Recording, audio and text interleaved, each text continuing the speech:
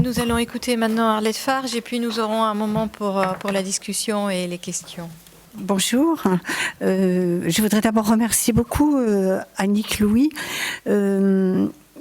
D'une part parce qu'il n'y a pas si longtemps que je la connais, mais j'ai eu le plaisir de la connaître parce qu'elle a eu la gentillesse de m'inviter dans un de ses séminaires à l'école et où nous avons eu une séance vraiment très... Enfin, passionnante, bref, c'est elle qui l'a dit, hein, voilà. Et depuis cette rencontre, effectivement, quelque chose s'est passé. Et je la remercie de m'inviter ici, d'autant que, quand même, il faut vraiment dire, et tout le monde le sait, que je ne suis pas littéraire et que je vais donc vous parler d'histoire stricte, enfin stricte, si l'on veut. Donc j'ai intitulé cette intervention l'usage, ou plutôt l'utilisation aurait peut-être été un meilleur mot, de l'archive judiciaire dans l'écriture de l'histoire. Donc c'est vraiment extrêmement précis, peut-être trop limité pour vos grandes intelligences, mais c'est vraiment quelque chose de plus particulier. Alors d'abord, je voudrais souligner, en travaillant pour aujourd'hui, je voudrais souligner une première chose. Il peut y avoir quelque chose de vraiment étonnant à avoir bâti tout son travail qu'à partir de deux assises, Paris au XVIIIe siècle d'une part, d'autre part, l'écoute et l'interprétation au moyen des seules archives de police, de la vie et de la voix de ceux qui furent les plus méconnus, du moins dans leur singularité et leurs attitudes collectives. Et c'est vrai que cet étonnement, j'ai essayé ici justement non pas de le justifier, mais de le comprendre et de montrer aussi comment il a pu se transformer au cours des années, des travaux et surtout des rencontres interdisciplinaires qui ont pu avoir lieu. Alors, évidemment, à partir de cela, de ces deux assises, Paris au XVIIIe et d'autre part l'utilisation presque uniquement, hein, pas totalement, des archives de police, on peut évidemment redouter soit une histoire extraordinairement classique, soit une histoire anecdotique, soit une histoire en miettes, soit les trois à la fois, ce qui m'a quelquefois été dit. Aujourd'hui, je pense qu'il peut être, quand je dis aujourd'hui, je veux dire vraiment en 2017, il peut être intéressant de réfléchir à nouveau sur l'inscription de l'archive de l'histoire, en même temps que sur la manière d'écrire cette histoire à partir d'elle. Parce que, finalement, le temps avançant, ce thème devient un objet lui-même historiographique, on le sait, on le voit, discuté autant par les milieux littéraires, artistiques, musicaux, utilisant les archives pour leurs écrits. Et pour l'historienne, il s'agit aussi, je crois, en tout cas pour moi, de réfléchir à une éventuelle invention d'une langue, d'un langage, qui saisisse à nouveau les voix et les écrits, les voix tues, les voix silencieuses, forcément, et les écrits noyés, en les portant comme autant d'interlocuteurs de notre présent. Alors tout au long de cette réflexion sur la place et l'utilisation de l'archive en histoire, il est arrivé que mes travaux aient un caractère un peu polymorphe, signifiant qu'il n'y a pas qu'une seule forme pour écrire de l'histoire à partir des archives de police. Je donne un exemple, un livre que j'avais écrit en me servant de photographie contemporaine pour finalement interpeller l'histoire et la travailler. C'était La Chambre à Delhy aux éditions du Seuil. Un livre comme celui-là se distanciait des formes habituelles du travail historien qu'on avait l'habitude d'écrire. Pourtant, pour moi, il y avait peu de différence. Et je voudrais m'expliquer. Pourtant, ces livres, donc, qui ont été écrits comme ça, de façon parfois polymorphe, répondent pour moi à une même pratique qui s'insinue tel un fil rouge tout au long, en fait, de ces travaux.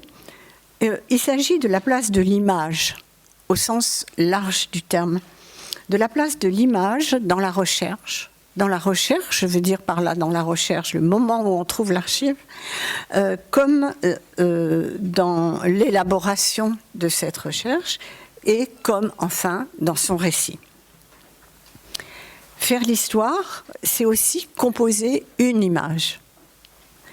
Bien entendu, les archives de police, dans leur forme brutale, on peut dire, mais j'y reviendrai, brutale, inachevée, parfois, en même temps que très précise par moments et très détaillée, faite des paroles dites ou murmurées dans les interrogatoires, ou de récits de courts événements, de faits qui se sont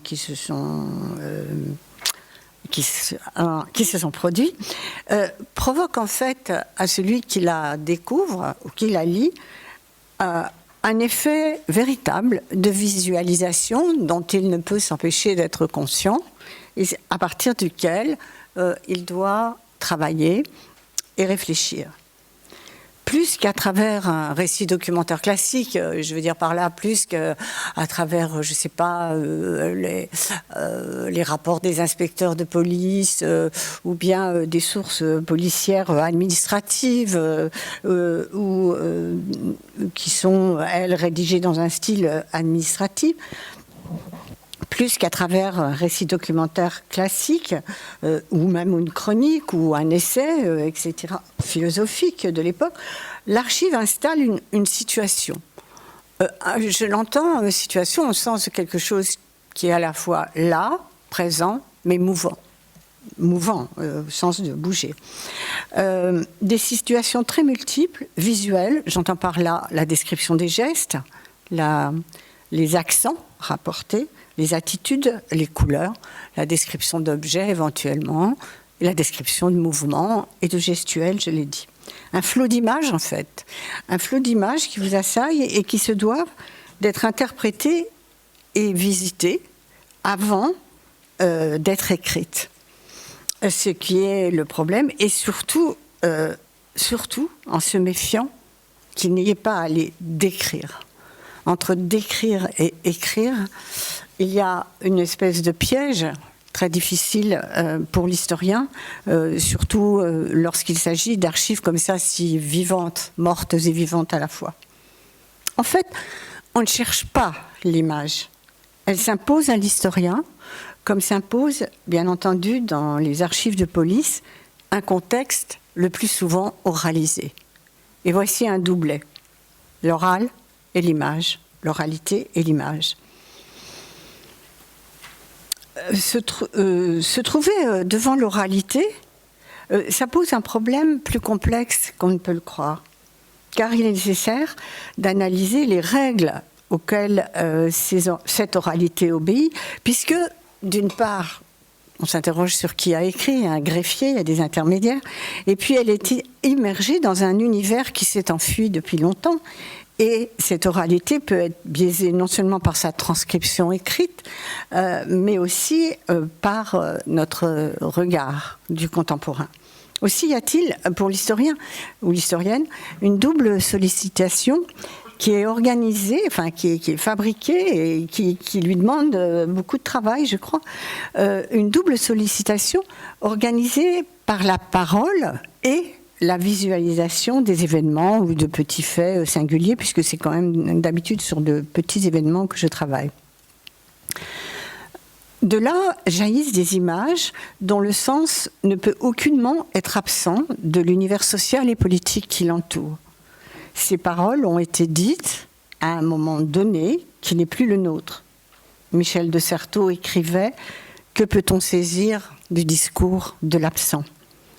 Cette interrogation inquiète, car il y avait de l'inquiétude dans cette phrase de Michel de Certeau, cette interrogation inquiète est d'autant plus impétueuse lorsqu'il s'agit de paroles et de mots émis, énoncés, surtout pour se défendre ou pour accuser, par un milieu d'autrefois qui à la fois raconte et se raconte et parfois ment. On a parlé tout à l'heure du mensonge. Le mensonge de l'archive est une chose évidente dans l'archive de police. Que peut-on alors saisir des images qui sont provoquées par la lecture de l'archive, car voir les archives ne résout pas tout, surtout si l'on reste vraiment très soucieux, ou même non seulement soucieux, mais interrogé par, soucieux du fait que ce sont nos yeux d'aujourd'hui qui voient quelque chose que les contemporains ont vu forcément autrement. Quoi qu'il en soit, discours, textes et images produits par l'archive fabriquent de l'altérité. Le récit de cette altérité est sans doute ce qui peut permettre au présent d'aujourd'hui d'exister, de se mémoriser et peut-être, espérons-le, de se renouveler.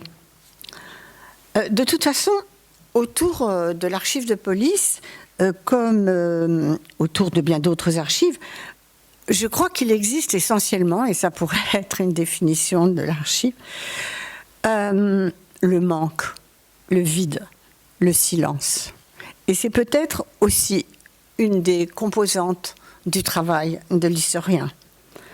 Travailler avec ce vide, avec ce manque, avec ce silence, et avec cet aveuglement aussi, qui est que ce sont nos yeux, notre pensée, qui allons chercher, voler finalement quelque chose à ceux qui ont vécu autrefois. L'archive, c'est un objet de rareté. Et l'histoire, c'est une immersion dans la rareté, dans ce que nous tentons d'appeler un monde rationnel, mais en fait toujours brisé, toujours interrompu et contredit par son envers, Dieu merci, l'irrationalité. Alors, bon, ça c'était l'introduction. Je vais donner quelques points qui m'importe de soumettre à votre écoute. En fait, les êtres parlants qui font événements et images éveillent beaucoup le discernement et la volonté de savoir, si je peux me permettre de reprendre cette expression. À l'intérieur de ces récits minuscules, comme dans des faits que des événements plus importants, l'espace dit romanesque peut dès lors se trouver présent. Il est présent, et vous le connaissez mieux que moi. L'espace romanesque se loge à votre insu. Amour, défaite, souffrance, chagrin, bonheur, désillusion, tout cela pourrait faire de très beaux romans. Ou de très mauvais romans, mais enfin c'est une dimension romanesque. Et cette dimension romanesque ne dit pas tout de l'histoire, elle ne dit en fait, pour moi, mais vous ne serez peut-être pas d'accord, pas grand-chose de l'histoire. À l'intérieur de ces vies et de ces faits, enfouis au cœur d'un siècle de lumière qu'on ne peut prétendre malheureusement connaître exhaustivement, se loge en fait un réseau de relations spécifiques et inédites entre des personnages de classes différentes et un pouvoir, et le pouvoir, qui définit les ordres et désordres du temps passé. Alors de plus, il y a des périodes où les gestes, les dires et les événements, et là ça devient encore plus compliqué, tracent finalement de l'invisible. Là où l'histoire aimerait tout comprendre, tout transmettre. Oui, de l'invisible, parce que comme le disait Annick, il y a quelque chose aussi parfois de l'ordre de l'impossible à voir, ou tout du moins qui ne se montrera jamais. Il faut parfois séparer les paroles, en plus, relevant de la stratégie, surtout dans les archives de police, où si je suis face à des interrogatoires et à des accusations, je sais, comme je le disais tout à l'heure, je peux être face à non seulement à la médiation du greffier, mais aussi je suis face à des personnes qui ne veulent pas être accusées et finir en prison et qui vont raconter leur histoire, qui n'est pas leur histoire. En fait, si ces paroles relèvent de la stratégies, elles expriment finalement non pas que du mensonge, ni de la stratégie, mais des sentiments forts et marquants pour le futur. Tout en fait dessine un futur qui s'avère griffé d'avance. Alors, un hors-lieu fait tenir ensemble voies singulières et conditions communes. Dans ce hors-lieu, souvent opaque, glissent plusieurs identités. Un nombre aussi important de renonciations que de désirs de changement, d'espoir que de défaite. Tandis que s'aperçoit aussi cet univers immense sur lequel il est rare, peut-être je me trompe, il est rare que l'historien travaille, qui est le domaine de l'indifférence. L'indifférence au sens large, l'indifférence des pouvoirs, l'indifférence des peuples, celle du pouvoir et de la population. Peut-être l'histoire doit-elle penser son écriture et sa transmission du passé comme étant celle qui se fabrique contre la mort, sans apaiser ni les guerres ni les maux, MAUX, laissant les brisures être des ponctuations très fortes, mais aussi des inventions de soi et de devenir. Certes, le récit devient fragmenté aux grandes dames des continuistes et sont alors favorisés le disparate et l'éclaté, l'utopie, le désir d'ailleurs et la redoutable résignation. Deuxième point, quand il s'agit d'archives judiciaires, de plaintes, de procès-verbaux, se trouve forcément rehaussée la part extrêmement sombre des faits et des situations. Part qui m'a souvent été reprochée et dont je comprends l'argument. Néanmoins, c'est aussi un choix que de vouloir explorer le passé à partir de ses dysfonctionnements, sans le recouvrir d'un halo continu du soi-disant progrès. Devant ces reproches, ou plutôt ces réticences, il faut aller plus loin dans la pensée. On dit qu'à force de révéler l'infâme de l'histoire, là je n'entends pas non plus au sens foucaldien du terme, à force, en fait, on dit qu'à force de révéler l'infâme de l'histoire, se construit une histoire victimaire. Histoire victimaire, sûrement, accentuée par l'apparition, il y a déjà un moment, du devoir mémoriel et du devoir de mémoire, engloutissant notre présent dans des univers clos de chagrin. Or, porter son regard sur les damnés, parce que les sources nous les font découvrir dans leur inquiétante singularité, et faire surgir l'inexprimable détresse des moins favorisés, est une démarche impérative. Pourquoi ? Pourquoi, en effet ? Parce qu'elle porte avec force et parfois fierté son envers.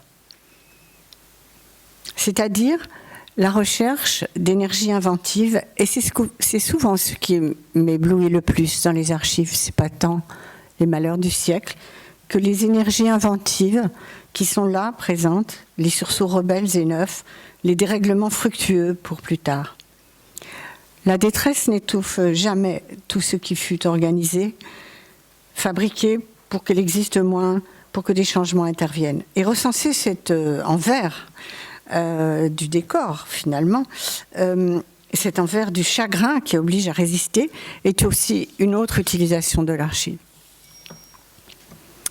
Michel Foucault a su objectiver la multiplicité des pratiques et des intentions, utiliser l'archive en la plénitude de ses révélations, même s'il n'est pas connu pour ça.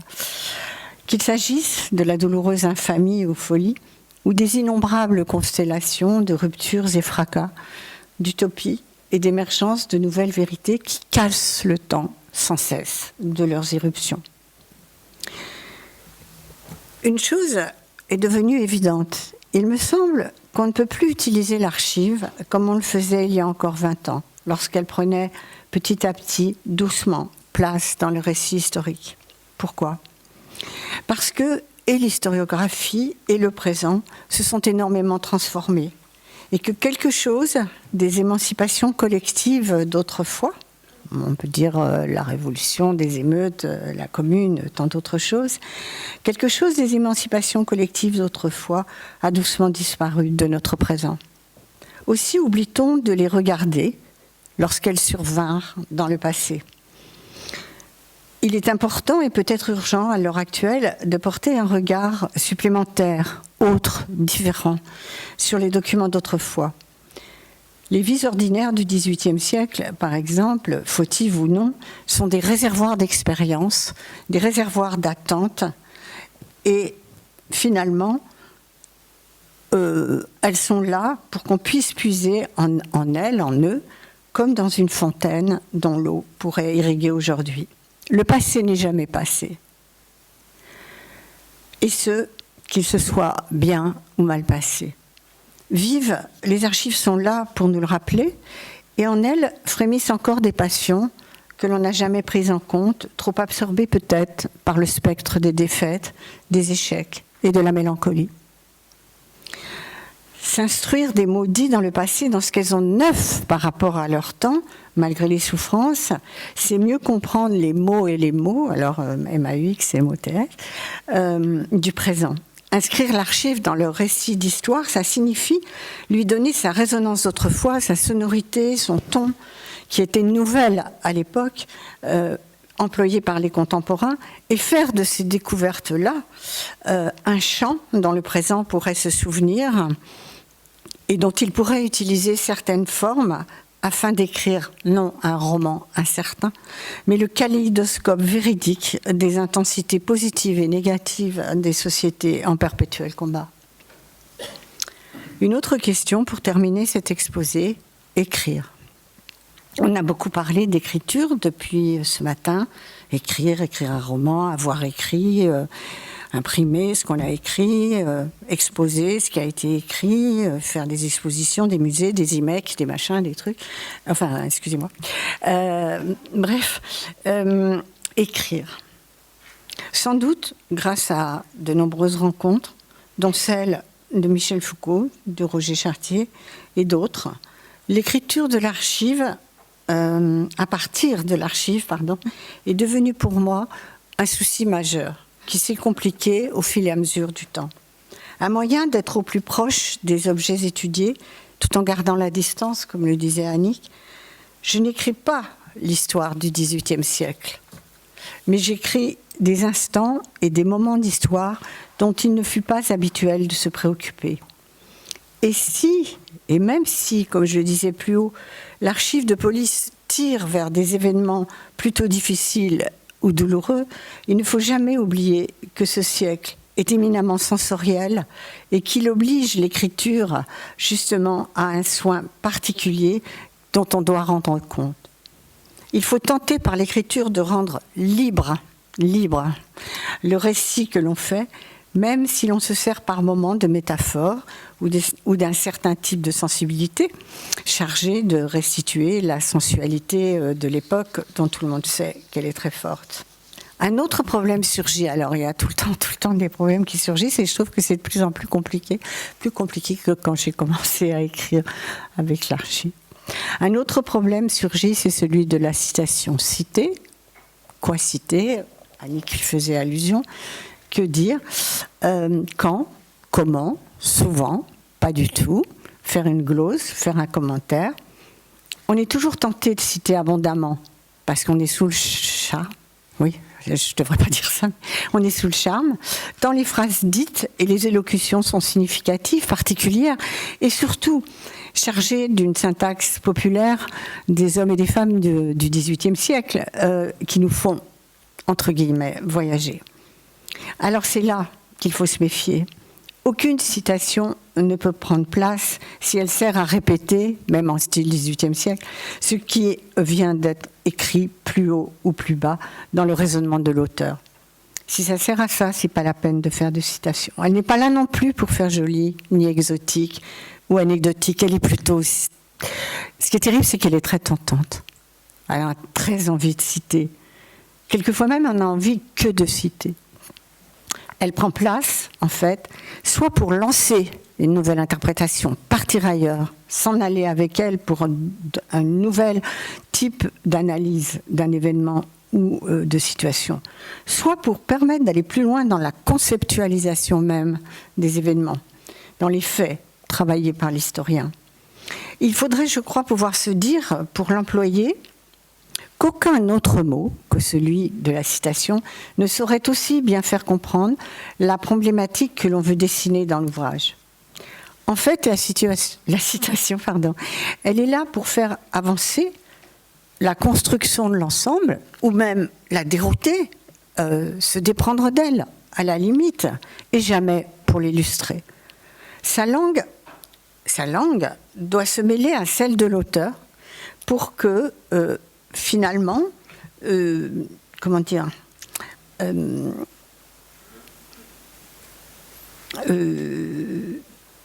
pour que cet ensemble, finalement, fasse cause commune et séparée.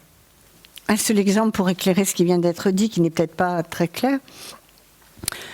Je donne un exemple d'archive, excusez-moi. Lors d'une arrestation, il a été demandé à un accusé ses noms, comme d'habitude, ses noms, ses prénoms, sa provenance et ce qu'on appelait à l'époque son état, c'est-à-dire sa profession. C'est le commissaire de police qui l'interroge. Il demande « Quel est ton état ?» « Malheureux », répond l'homme. Cette citation, aussi courte que possible, va bien au-delà des explications historiennes. Elle plonge immédiatement dans une certaine vérité de l'époque. Pas besoin de glose, ni de commentaires, pas besoin de chapitre derrière. Elle peut être là, seule. C'est la citation, elle suffit. De plus, en ce qui concerne l'écriture de l'histoire, la vie populaire, qui est à l'époque pleine de bruit, de sons, de rassemblements, possède un rythme, des tempos. Aussi, écrire, c'est non seulement analyser, mais chercher à se nourrir de tous ces rythmes et ces sensations, et réfléchir à ce que le mouvement général de la phrase qu'on va employer, qu'on va écrire, qui sera publiée et transmise s'il y a un livre derrière, c'est chercher justement à réfléchir à un mouvement général de la phrase, à une cadence, à des suspensions qui correspondent justement à la fois au mouvement, au silence, au frémissement et au désordre qui se sont produits, et à cette intense palette de circulation humaine si visible dans les archives de police. Il ne s'agit pas, je voudrais être très claire, d'établir une écriture mimétique. Ce qui serait une sottise n'aurait aucun sens et serait sans doute, heureusement, infaisable, peut-être même ridicule. Il s'agit de chercher une phraséologie, d'entendre qui pour moi, c'est pour ça que je dis souvent que je ne suis pas écrivain, qui n'appartiennent pas au roman, alors bon, on peut dire ça peut être une recherche littéraire, d'ordre littéraire, on va peut-être en discuter, mais pour moi, c'est une phraséologie qui tente de servir les intensités du passé et surtout pour moi, de renseigner le présent de ce qui fut si mouvementé, si différent, si proche, mais si souvent si joyeux, en même temps que dramatique. Et de savoir mêler les deux dans l'écriture de l'histoire me paraît un enjeu très important. Et en fait, chercher ces rythmes, c'est pas abstrait. C'est quand on travaille, ça affecte nécessairement la ponctuation, le choix des mots, c'est l'évidence, l'emploi des métaphores, la scansion même du texte, l'utilisation des paragraphes, la séparation entre les paragraphes. De même, il me semble nécessaire d'être constamment capable, et ce n'est pas toujours évident, d'introduire du doute dans la forme du récit. Car aucun historien ne détient la vérité, ni même n'en est maître. Et même lorsqu'il est super content de sa thèse, super content de son livre, super content de son article, il me semble que le doute est une des parties les plus intéressantes de sa recherche, si on l'entrevoit. D'ailleurs, le doute, c'est d'autant plus intéressant que c'est un véritable partage, à mon avis, que l'historien peut faire avec ses contemporains.